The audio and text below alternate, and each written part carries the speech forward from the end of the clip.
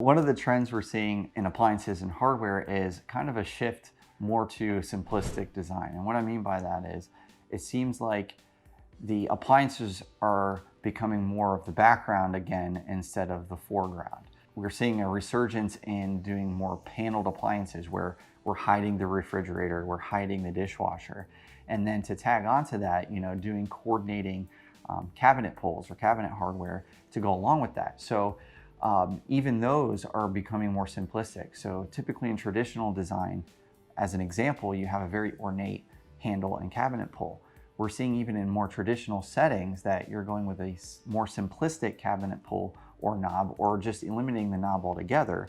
And the same follows through with transitional and contemporary. So much more of a move to a simplified, timeless design characteristic. So another thing too is we're seeing more people wanting more of that custom hood look. So it matches and coordinates with the cabinetry. So you're just getting a hood insert rather than seeing a more decorative or ornate hood that's made out of the appliance material, whether it's stainless steel or straps. We're kind of seeing more of a push to kind of integrate it into more of the cabinet design as well.